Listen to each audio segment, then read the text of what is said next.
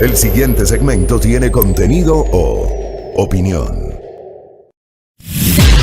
La entrevista en A Primera Hora. Analizamos los hechos del momento junto a sus protagonistas. 8:04 de la mañana. Seguimos. Entramos ya a la recta final de nuestro espacio de noticias. A Primera Hora por la señal de Majestad Radio y Majestad Televisión. Seguimos a 11 días de las elecciones y a 8 días del fin de la campaña electoral. Esto es Destino 2021. 2021. Año de elecciones. El 7 de febrero, Ecuador decidirá su destino.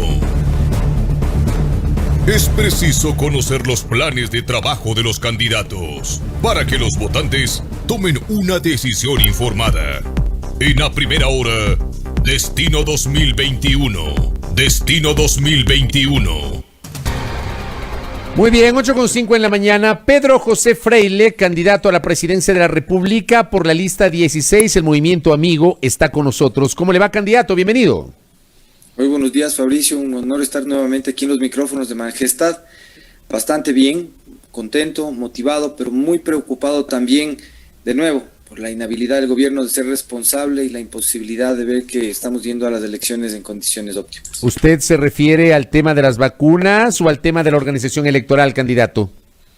A las dos cosas realmente, Fabricio. En el tema de las vacunas veo con terrible preocupación la falta de transparencia en el manejo de las primeras vacunas que han llegado.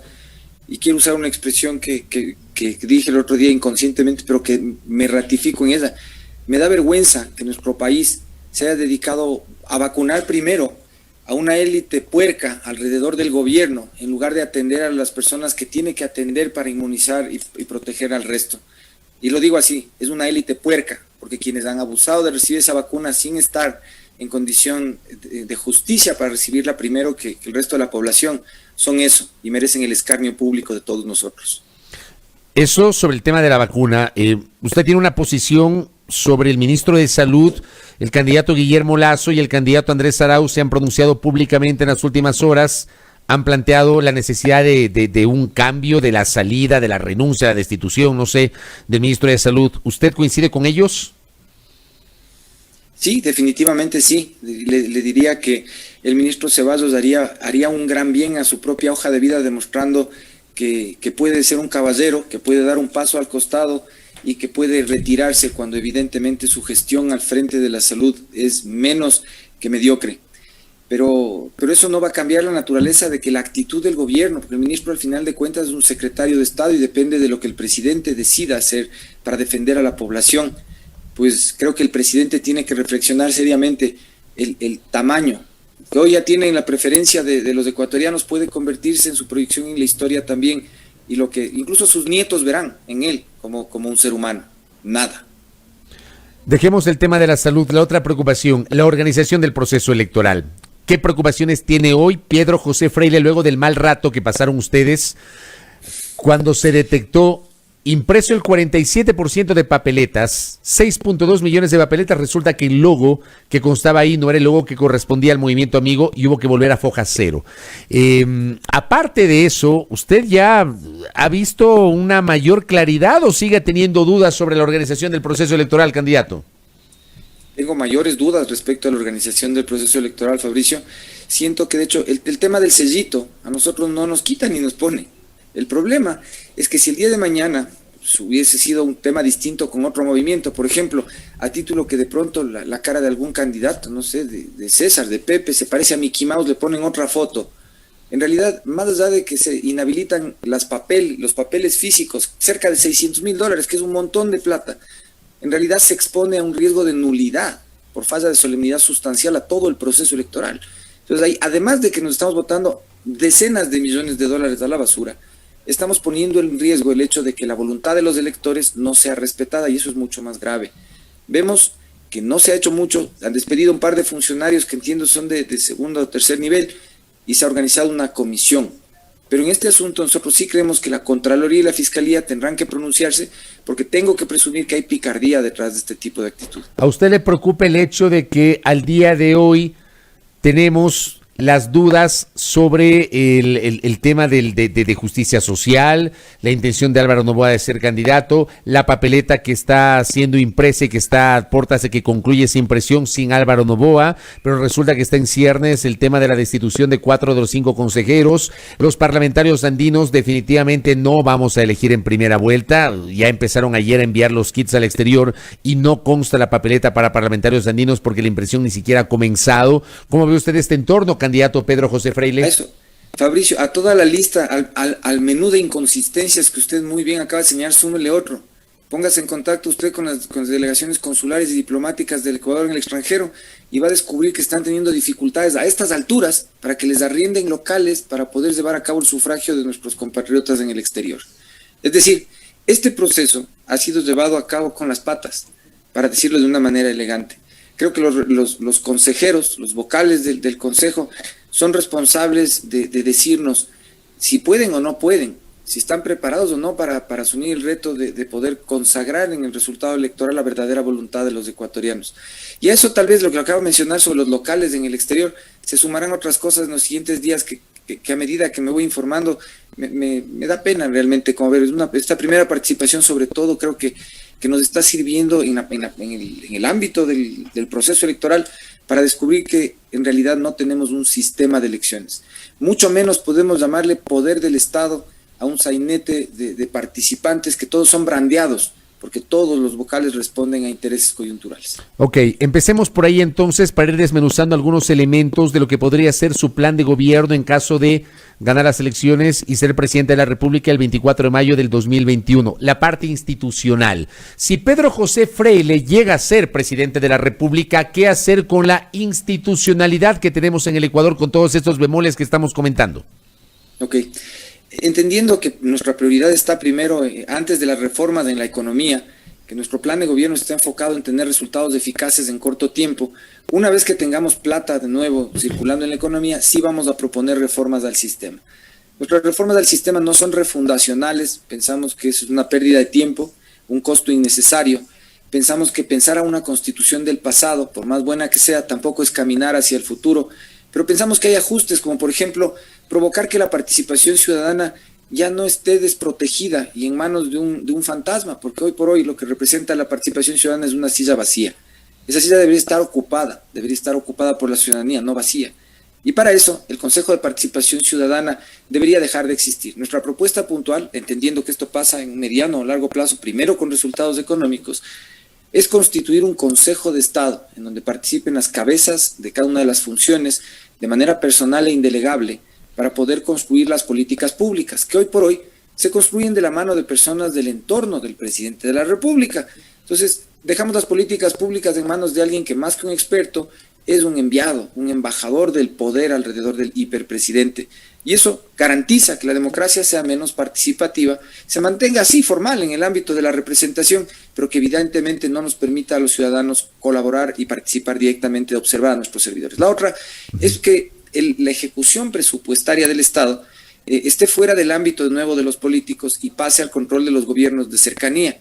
Para nosotros una democracia participativa pasa por el hecho de empoderar en términos no solo verbales, sino en términos financieros a los gobiernos de cercanía con la gente. Todas estas son reformas que en su implementación demoran tiempo, porque son reformas estructurales que, de nuevo, no podemos darnos el lujo de dedicarnos a estar haciendo el asambleísmo constituyente. Si es que ese es el tema, bueno, será en un caso de que no estuviéramos nosotros y alguien lo hace, habrá que hacerlo. Pero en caso de que estemos nosotros en el poder, provocaríamos que las reformas sean conscientes, discutidas, no basadas en los odios políticos, sino en la funcionalidad y la necesidad urgente de que el Estado sea más eficiente en sus resultados. ¿Y esas reformas, candidatos, serían impulsadas por la vía legislativa, por la vía del referéndum, por la vía de la consulta popular? ¿Cuál sería la idea? Nuestra intención de reforma implicaría la constitución de un Consejo de Estado ocasional en modo de estado de excepción, para poder poner en práctica frente a las demás fuerzas políticas la manera de funcionar que proponemos. Hay que reformar la Constitución entonces, ahí hay que reformar la Constitución. O sea, para dictar un estado de emergencia del sector público no se necesita reformar nada. Nos reunimos todo y de hecho nos reunimos todos e implementamos un modo de reforma ad referéndum que lo que hace es constituir una comisión legislativa con la presencia de la sociedad civil y las fuerzas políticas, pero en un modo resumido y corto, en donde antes de poner a consideración de la gente en una consulta popular, definimos las reformas constitucionales sobre las que vamos negociando. Y vamos procesando estas a través del voto popular en la medida en que vamos alcanzando acuerdos. Esto para evitar que se conviertan reformas sustanciales de orden estructural en asuntos de moneda de cambio entre las fuerzas políticas. Cuando les ponemos a todos en la misma línea y hay uno que empieza a proponer algo, los demás empiezan a hacer el negocio. Entonces creo que es importante hacer esto a la luz pública de manera visible, no en estos cócteles del acuerdo nacional que van solo los panas del gobierno o quienes tienen miedo de la gestión del Ejecutivo, sino de una manera abierta en donde la gente pueda ir en el mismo proceso, no solo siendo socializados, sino teniendo voz y voto dentro de la formación de las reformas que de manera urgente necesitamos. Correcto. Decía Pedro José Freile que primero hay que arreglar la economía, antes de ir a la reforma institucional. ¿Por dónde hay que arreglar la economía? Es decir, a nivel económico, ¿cuál sería la primera decisión, el primer decreto que usted suscribiría sobre los temas económicos si llega al poder, Pedro José Freile? De nuevo, es una emergencia económica. O sea, lo primero que vamos a hacer el primer día es poner el Estado en modo de emergencia, excepto en la contratación pública. Vamos a estar en emergencia sector por sector, excepto en la contratación pública. Es decir, lo contrario que normalmente suelen hacer los políticos. ¿Por qué vamos a hacer esto? Porque necesitamos hacer una reorganización hoy por hoy de el flujo material que implica la producción de hidrocarburos y la venta de estos en los mercados internacionales. Nuestra meta es en 10 meses reorganizar la producción para tener 1.200.000 barriles producidos y 1 millón de barriles de petróleo más o menos disponibles para mercados internacionales que no se van a vender a través de la Gerencia de Comercio Internacional, sino que van a ser cotizados en depósito centralizado para que pueda existir total transparencia de la manera en la que hacemos esta gestión. El objetivo de hacer esto de esta manera comienza en el primer día de excepción, con una reorganización del destino de los dineros del Tesoro único, de la cuenta única del Tesoro, hacia la devolución de los nuevos ingresos, primero a la seguridad social. Para nosotros la recomposición de la economía pasa por un efecto que de hecho a los políticos no les es cómodo porque implica quedarse sin plata para ellos disponer, que es primero devolver a la seguridad el dinero. Esto nos permite recuperar de manera natural, no completa, pero natural, el ciclo de pagos internos en la economía que está roto, que hoy por hoy hace que tengamos este terrible efecto los ecuatorianos de llegar a la alacena a ver que no hay nada y tener que ir a la tienda para pedir que nos pongan otra vez en el cuaderno porque no tenemos quien nos preste, pero tampoco quien nos pague. Entonces, con esta medida puesta en funcionamiento, hay otras que podemos hacer. Y dentro del primer decreto de emergencia también, a título primero obviamente de excepción, vamos a habilitar contratación por horas para todos los sectores de la economía. Hoy por hoy los ecuatorianos necesitamos trabajar, aunque sea 1 hora al día, de manera digna para poder volver a llevar con la cara limpia nuestra presencia ante la señora de la tienda y poder llevar algo a la despensa. Que ninguna hora a la semana, como hoy por hoy nos está sucediendo. Quienes contratan personal necesitan saber que pueden pagar lo que tienen y en la medida de lo que pueden y no de lo que no pueden. Entonces es el momento de poner a prueba la posibilidad de legalmente, con afiliación al IES, bajo modo de emergencia durante 2 periodos de 6 meses, poner a funcionar esto. Para entonces, una vez que haya más gente habilitada, legal, formalmente para trabajar, pedirles a las fuerzas políticas su apoyo por las buenas. Obviamente no es una negociación, es la puesta en funcionamiento de un plan que nos ayuden a hacer las reformas laborales para crear de manera paralela al sistema de relación laboral de dependencia la contratación por horas. Nuestro compromiso es defender, ante todo, el trabajo de quienes sí tienen trabajo, pero vamos a construir el trabajo y los sindicatos, las agremiaciones de todos los que hoy no tienen trabajo. 8 de cada 10 ecuatorianos que necesitan trabajo por horas. El hecho de volver al trabajo por horas que fue abolido en la reforma constitucional, en la redacción de la nueva Constitución del 2008, ¿no implicaría el retorno a la precarización laboral y al desconocimiento de los derechos laborales, candidato? No, de hecho actualmente la peor precarización a la que estamos sometidos es 1, no tener trabajo, y 2, el hecho de que los empleadores, es lo que está pasando, Fabricio, le dicen a la gente trabaje las horas que sea y le pago cuando pueda. O contrato extranjeros al precio que sea porque el sistema simplemente está colapsando, está cayendo en la informalidad. regresar la vista atrás a veces en los ejemplos de la historia nos deja ver cómo los países se han levantado de condiciones excepcionales como las guerras mundiales. Lo que estamos viviendo no es un evento económico usual. La humanidad está sometida a influjos solo comparables al cambio de era entre la Edad Media y el Renacimiento. En el caso del Ecuador, no tenemos noticia, ni siquiera en 1843, durante la gobernación de Rocafuerte en Guayaquil, que murió un cuarto de la población, es comparable económicamente a lo que vivimos hoy. Entonces, lo que está escrito en la Constitución es menos importante que la vida, es menos importante que poner de pie a la economía, que hacer las cosas con sentido común. Sí, pero para Yo poner de personalmente pie, pongo mi riesgo de ir a la cárcel si es necesario, para que los ecuatorianos puedan dignamente trabajar 1 hora al día. El tema es que precarización en tener dignidad trabajando. El tema es que para llegar a ese trabajo por horas hay que reformar la Constitución, no basta con una reforma legal, candidato. Lo vamos a hacer, lo vamos a hacer, Fabricio, contra la Constitución si es necesario.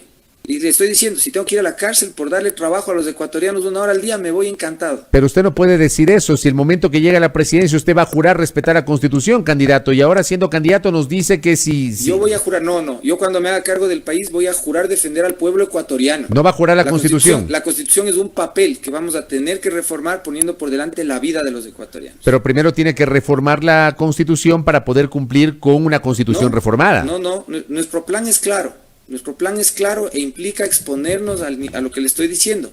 Nosotros vamos a defender la vida de los ecuatorianos y si implica ir incluso a la cárcel por hacerlo, lo vamos a hacer. Realmente me llama la atención esto porque las normas constitucionales son para cumplirlas, candidato. Las normas constitucionales, Fabricio, representan un sistema ideológico que está podrido y agonizante, que necesitamos cambiar con sentido común. Y lo vamos a hacer. El sentido común tiene que primar para proteger a la gente. La Constitución es un tema secundario. Si es un tema secundario, entonces usted nos dice que independientemente de lo que dice la Constitución va a promover justamente una serie de cambios. Ahora, esos cambios implicarán también reformas legislativas. La reforma laboral, por ejemplo, que debe ser aprobada por la Asamblea, implicaría que también la Asamblea se debe ir por encima de la Constitución, candidato. Verá, a la Asamblea le vamos a dar la oportunidad, como dije, de sumarse a un proceso económico virtuoso que va a permitir a los ecuatorianos volver a tener dignidad. Estará en ellos si la responsabilidad política está en sumarse o definitivamente forzarnos a una muerte cruzada e ir por el mecanismo constitucional a implantar de manera permanente lo que hoy tenemos que hacer en emergencia. Nosotros sí aspiramos a que haya sentido común entre las fuerzas políticas y quieran salir en la foto. Mi abuelita sabía decir que cuando uno le va bien todos quieren salir con uno en la foto.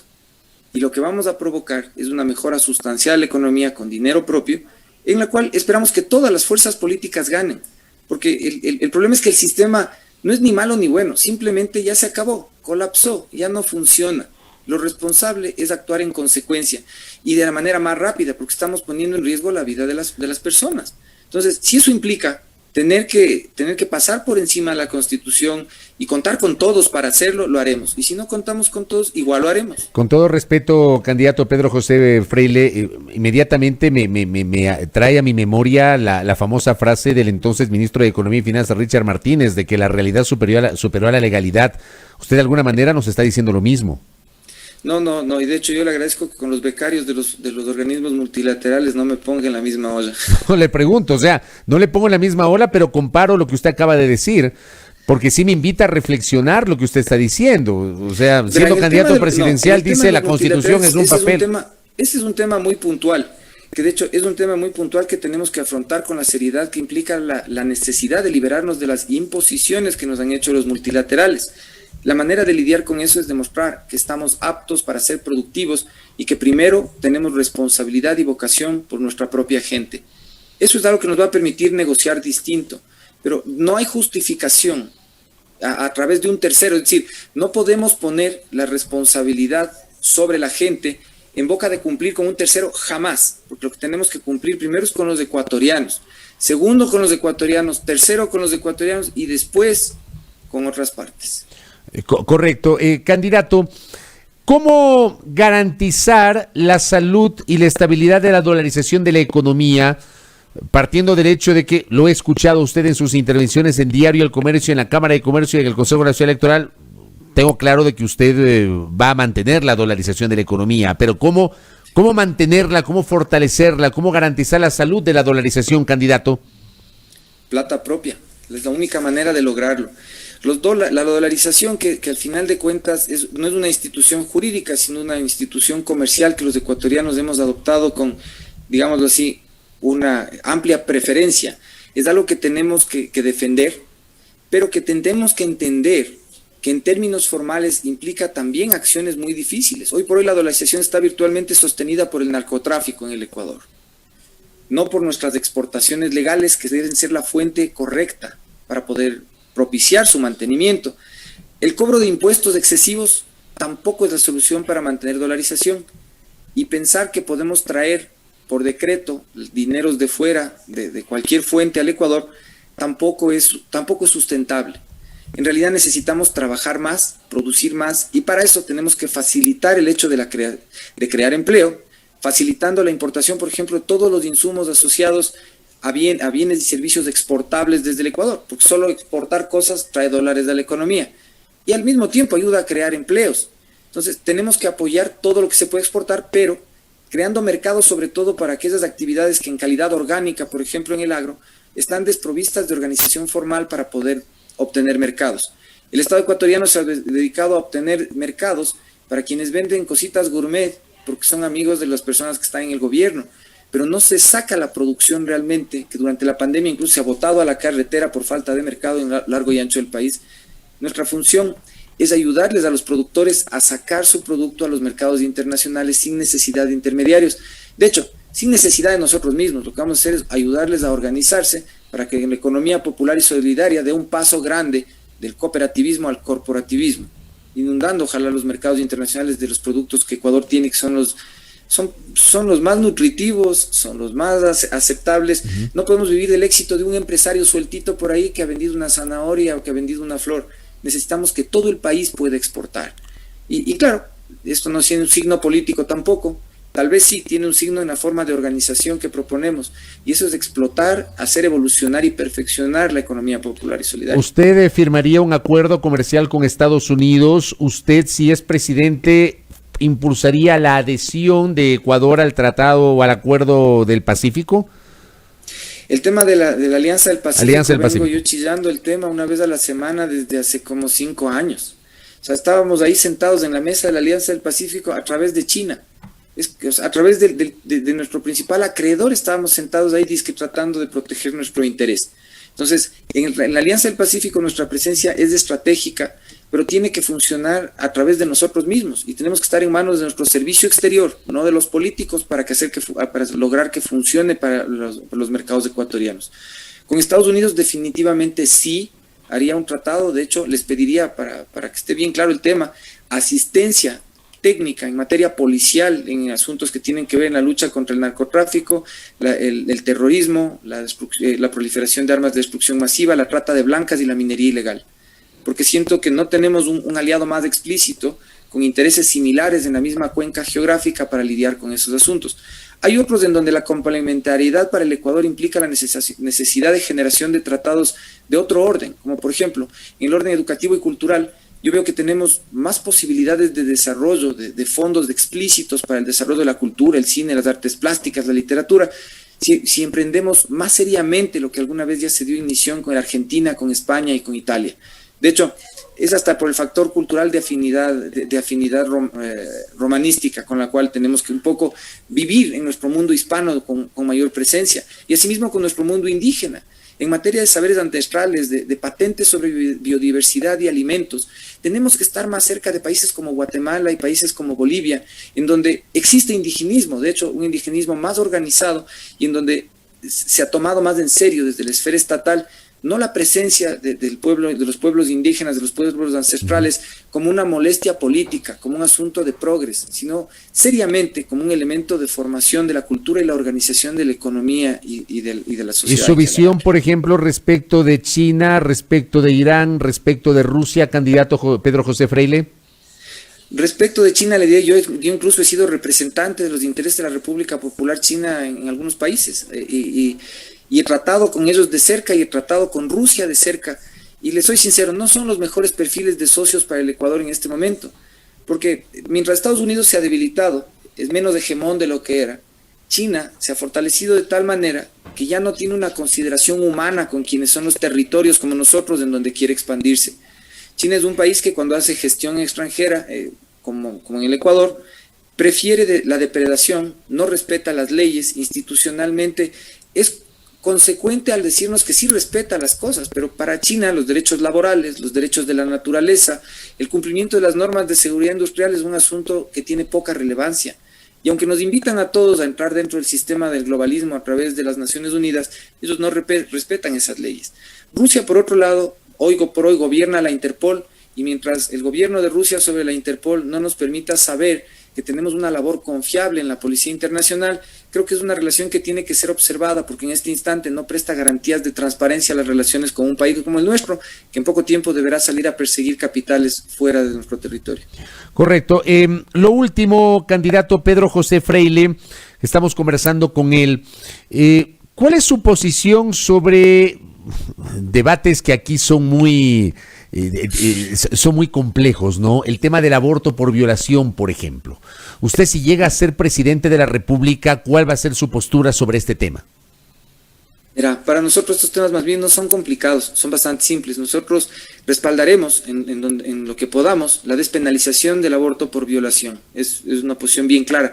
Pero para que se entienda un poco más amplio en dónde está la profundidad de lo que hemos estudiado para la elaboración de nuestro plan, para nosotros el problema de fondo es que los hombres no podemos decidir sobre el cuerpo de las mujeres. Es un factor cultural que es además la base de la violencia de género, la violencia intrafamiliar, y un machismo institucionalizado en una forma de pensar que solo vamos a poder superar en un plazo largo, en donde además de tener mucha comunicación, mucha información hacia la población, porque Fabricio, usted y yo que ya estamos, digamos, somos semiusados, fuimos formados de una manera distinta de los nuevos jóvenes, somos menos empáticos, tal vez hasta la palabra nos suena rara porque no nos educamos con eso por delante, no entendemos la relevancia de la menstruación en las relaciones humanas. De hecho, cada vez que uno dice esa palabra, es como que dicen, ¿por qué hablas de eso? Estás hablando de política, no digas menstruación. Hay que decirlo. Mentalmente no estamos preparados para entender que la única parte de la humanidad que tiene el poder de renovarse, de resetearse, de empezar de nuevo con energía, son las mujeres. Si ese elemento básico los hombres no lo interiorizamos, difícilmente vamos a vernos, primero, como potenciales víctimas de la violencia. Y eso es una cosa que tenemos que superar de manera inmediata. Hay muchos asuntos alrededor de esto, como todos los temas de bioética que solamente arrancan con el tema de la maternidad subrogada, en los cuales el Ecuador, ni siquiera la academia en el Ecuador todavía ha decidido tratar de pinchar dónde está la carne y enfrentar la discusión de estos temas. Creo que tenemos que librarnos de los tabús en estos asuntos, porque si no, no podemos construir normas e instituciones que nos permitan en el largo plazo vernos más cercanos unos a otros y más que ser solo ocupantes de un territorio, convertirnos en una nación. Correcto. Candidato, mucha suerte en el proceso electoral. Le agradezco por estos minutos. Que tenga un buen día. Gracias, Fabricio. Cuídese. Muy gentil. Gracias. Pedro José Freile, y una aproximación a varias de las iniciativas que él tiene en caso de llegar a la presidencia de la República. Aquí en A Primera Hora.